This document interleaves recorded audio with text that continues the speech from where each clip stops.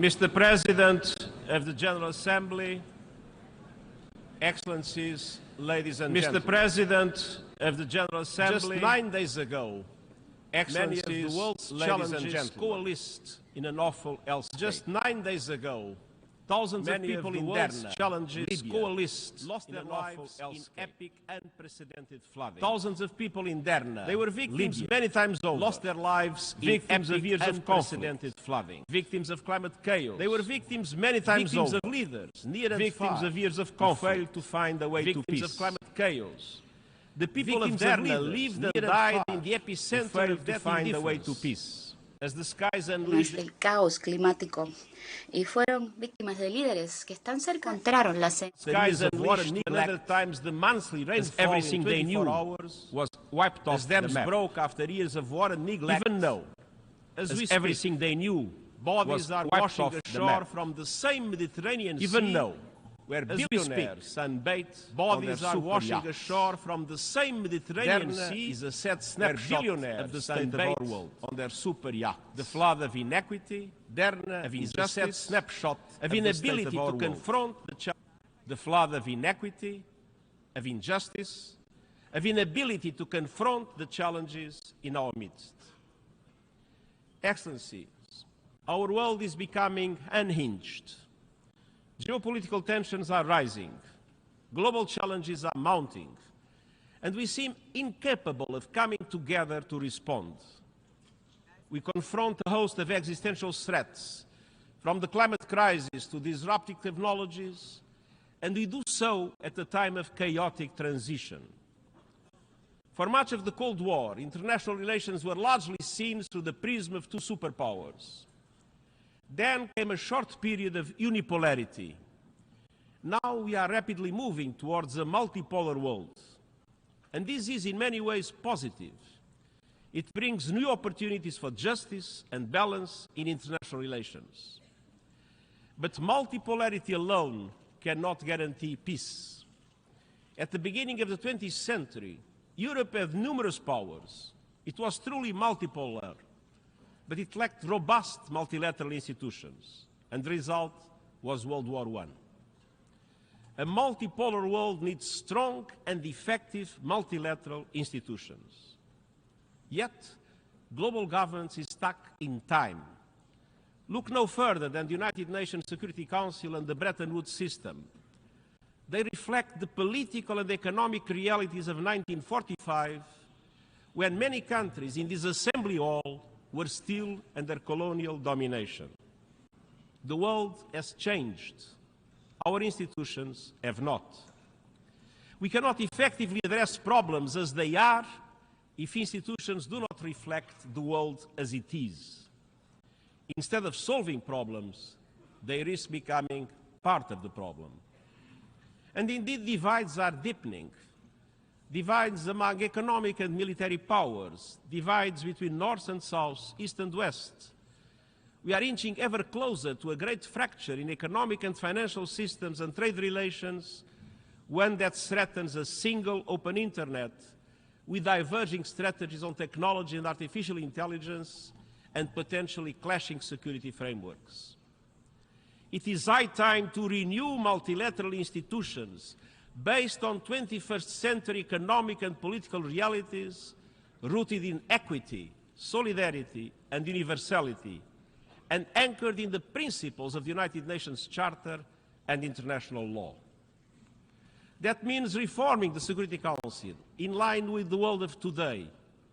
It means redesigning the international financial architecture so that it becomes truly universal and serves as a global safety net for developing countries in trouble. I have no illusions. Reforms are a question of power. And I know there are many competing interests and agendas. But the alternative to reform is not the status quo.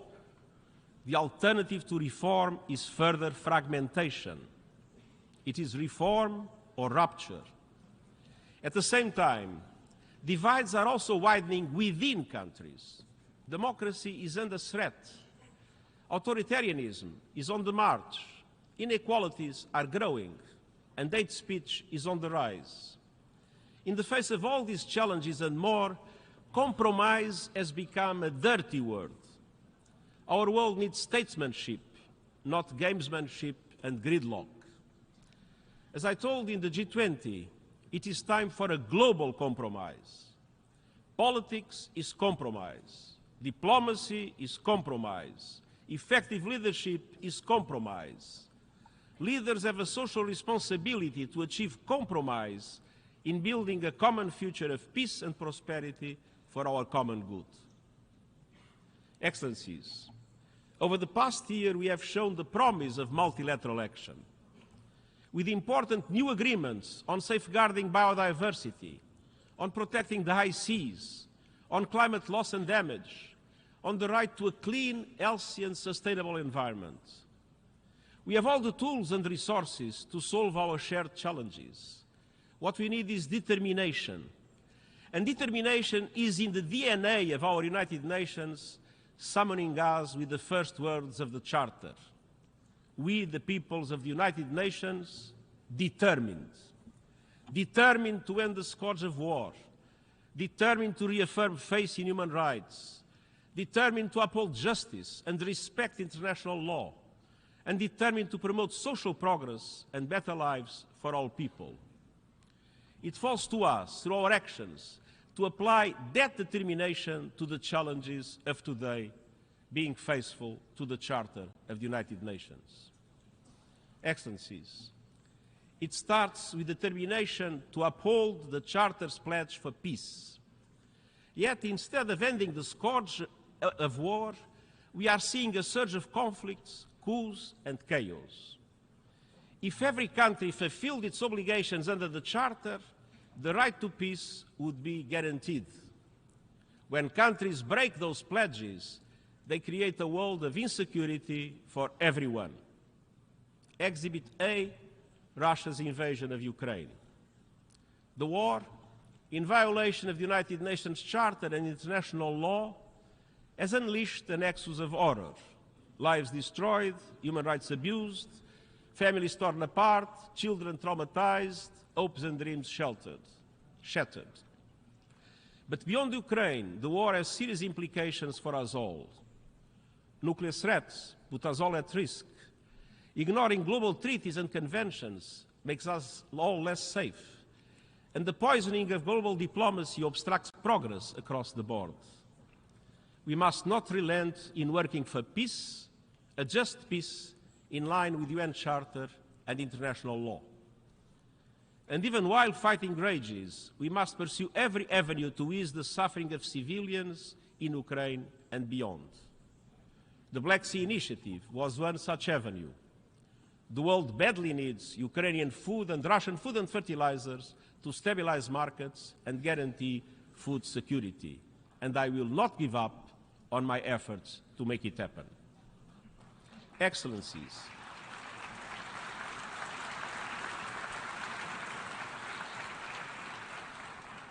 Excellencies, around the globe, old tensions fester while new risks emerge.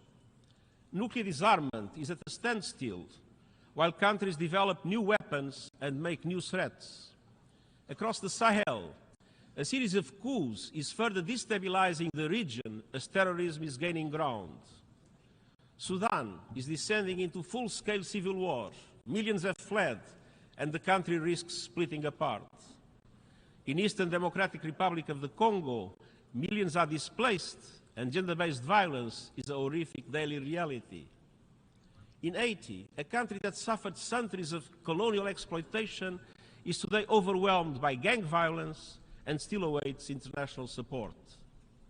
In Afghanistan, a staggering 70% of the population needs humanitarian assistance, with the rights of women and girls systematically denied. In Myanmar, brutal violence, worsening poverty and repression are crushing hopes for a return to democracy. In the Middle East, escalating violence and bloodshed in the occupied Palestinian territory is taking a terrible toll on civilians. Unilateral actions are intensifying and undermining the possibility of a two-state solution, the only pathway to lasting peace and security for Palestinians and Israelis. Syria remains in ruins, while peace remains remote.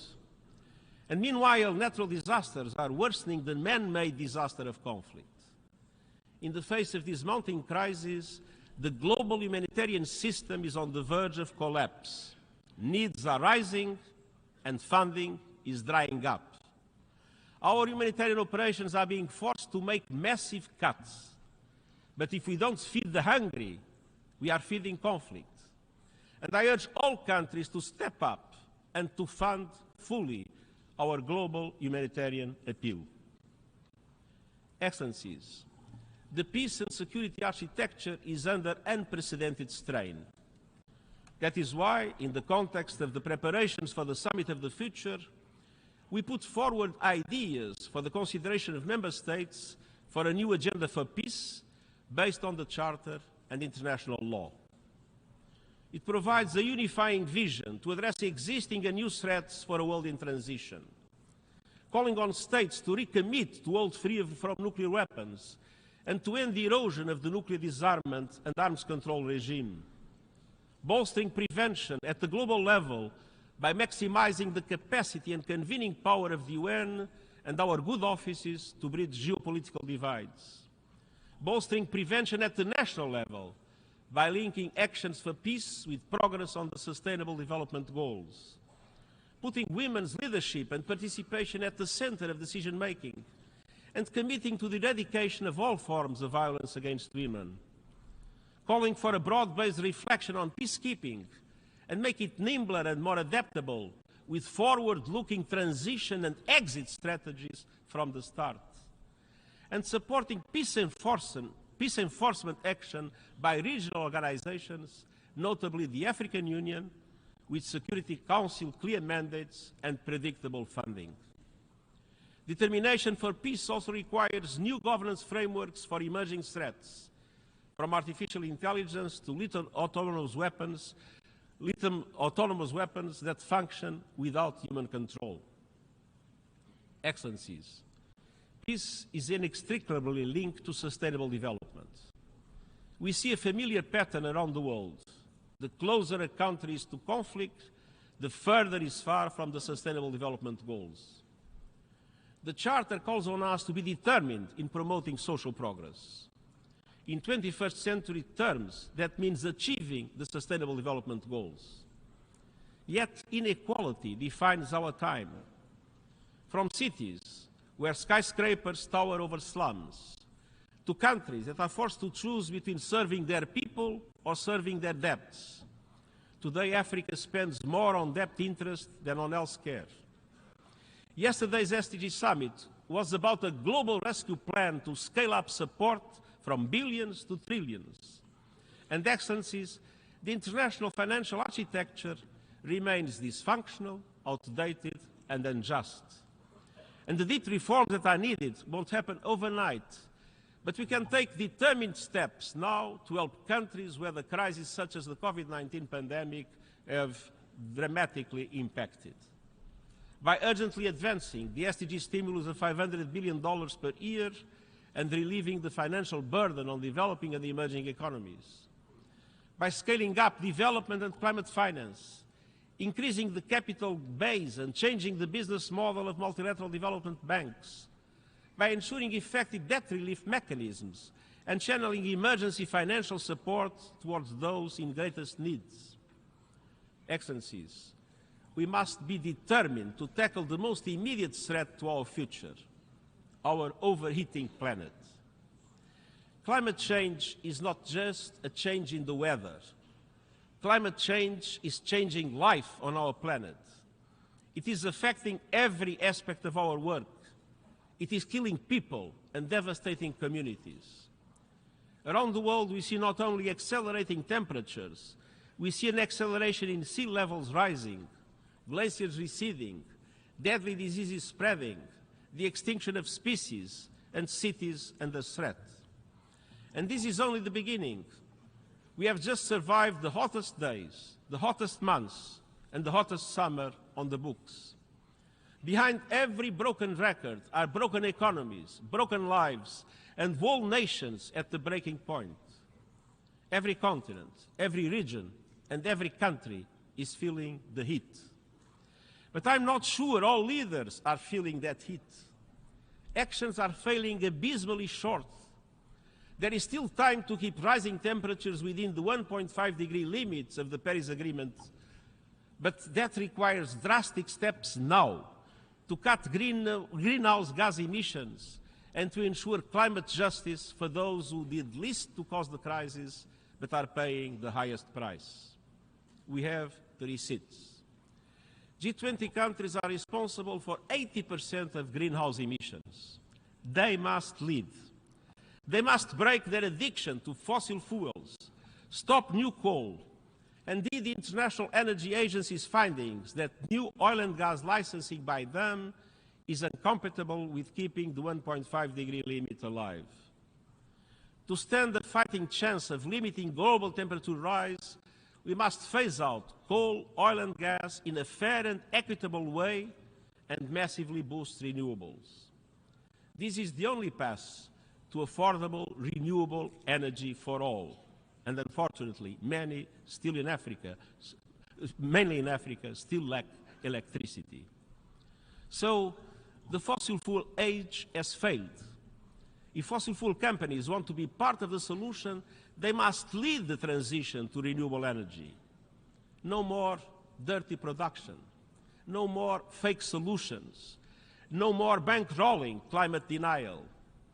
I have laid out a climate solidarity pact in which all big emitters are asked to make extra efforts to cut emissions, and wealthier countries support emerging economies with finance and technology to do so. For example, Africa has 60% of the world's solar capacity, but just 2% of renewable investments. And I've also put forward an acceleration agenda to supercharge these efforts. Developed countries must reach net zero as close as possible to 2040, and emerging economies as close as possible to 2050, in line with common but differentiated responsibilities. And immediate steps include an end to coal by 2030 for OECD countries and 2040 for the rest of the world. An end to fossil fuel subsidies and the price on carbon.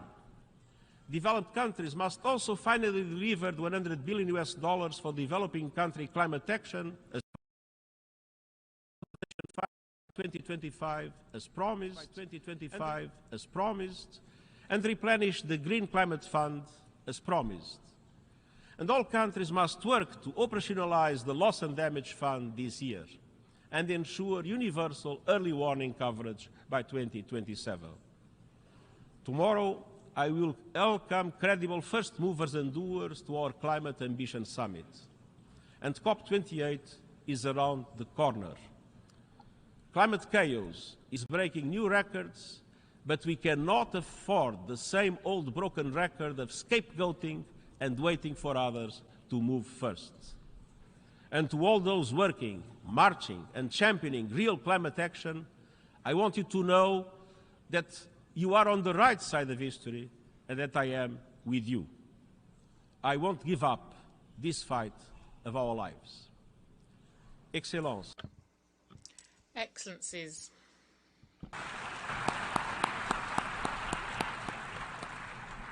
Nous devons... We must also be determined to honour the Charter's commitment to fundamental human rights. Just 4 women signed our founding document. One look around this room shows that not enough has changed. We the peoples does not mean we the men. Women are still waiting for equal opportunities and equal pay.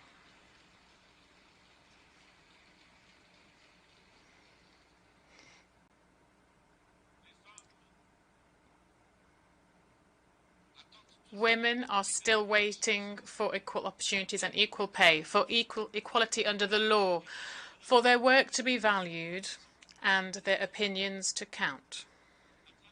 Around the globe, women's rights, including sexual and reproductive rights, are being suppressed and even rolled back, and women's freedoms curtailed. In some countries, women and girls are punished for wearing too many clothes. In others, for wearing too few. thanks to generations of women's rights activists, times are changing. From sports field to schools and public squares, girls and women are challenging the patriarchy and winning. I stand with them. I entered this office with a commitment to ensure gender parity at the UN. We have achieved that at senior levels and are on track to do so across the UN system. Because gender equality is not the problem. Gender equality is the solution. It is not a favour to women. It is a fundamental condition to ensuring a better future for all. Excellencies, we must be determined to answer the call to action to put human rights at the heart of our work. 75 years after the Universal Declaration of Human Rights, there has been enormous progress in some areas, from ending colonisation and segregation to ensuring women's voting rights. But we have not achieved basic rights for all, when 1.2 billion people still live in acute poverty and hunger is at levels not seen since 2005. When discrimination on racial and ethnic grounds is perfectly legal in many countries. When people must risk death to seek a better life. When refugees, migrants and minorities are routinely demonised and hounded. When declaring your gender identity or simply who you love can lead to imprisonment or even execution. When speaking out can lead to perilous consequences. Human rights, political, civil, economic, social and cultural, are the key to solving many of the world's interlinked problems. Laws to protect the vulnerable must be enacted and enforced. The targeting of minorities must stop, and human rights and human dignity must be at the centre of social, economic and migration policies. All governments must fulfil the commitment they made in the Universal Declaration of Human Rights. Excellencias. Excellencies, we must also face up to the looming threats posed to human rights by new technologies. Generative artificial intelligence holds much promise, but it may also lead us across a Rubicon and into more danger than we can control. When I mentioned artificial intelligence in my General Assembly speech in 2017, only 2 other leaders even uttered the term. Now AI is on everyone's lips, a subject of both awe and fear. Even some of those who developed generative AI are calling for greater regulation. But many of the dangers of digital technology are not looming on the horizon, they are here. The digital divide is inflaming inequalities. Hate speech, disinformation and conspiracy theories on social media platforms are spread and amplified by AI, undermining democracy and fueling violence and conflict in real life. Online surveillance and data harvesting are enabling human rights abuses on a mass scale. And technology companies and governments are far from finding solutions. We must move fast and mend things. New technologies require new innovative forms of governance, with input from experts building this technology and from those monitoring its abuses. And we urgently need a global digital compact between governments, regional organizations, the private sector and civil society to mitigate the risks of digital technologies and identify ways to harness their benefits for the good of humanity. Some have called for consideration of a new global entity on AI that could provide a source of information and expertise for member states. There are many different models, inspired by such examples as the International Atomic Energy Agency, the International Civil Aviation Organization, or the Intergovernmental Panel on Climate Change. And the UN stands ready to host the global and inclusive discussions that are needed, depending on the decisions of member states. To help advance the search for concrete governance solutions, I will appoint this month a high-level advisory body on artificial intelligence, which will provide recommendations by the end of this year. And next year's Summit of the Future is a once-in-a-generation opportunity for progress to deal with these new threats in line with the vision of the UN Charter. Member States will decide how to move forward on the new agenda for peace, the Global Digital Compact, reforms to the international financial architecture, and many other proposals to address challenges and bring greater justice and equity to global governance. Excellencies, the United Nations was created precisely for moments like these, moments of maximum danger and minimum agreement. We can and must use our tools in flexible and creative ways. Last month, we saw the dividends of determination off the coast of Yemen. Carrying 1 million barrels of oil, the decaying FSO SUR supertanker was a ticking time bomb, a looming ecological disaster in the Red Sea. But no one offered to solve the problem. So the United Nations stepped in and brought the world together. We mobilized resources, assembled the experts, navigated difficult negotiations and built trust. We have more work ahead and more resources are needed. But last month, the oil was successfully transferred from the SUR. This UN-led action saved the Red Sea. When no one else could or would, UN determination got the job done. Despite our long list of global challenges, that same spirit of determination can guide us forward. Let us be determined to heal divisions and forge peace, determined to uphold the dignity and worth of every person, determined to realize the Sustainable Development Goals and effectively leave no one behind, determined to reform multilateralism for the 21st century and come together for the common good. And I thank you.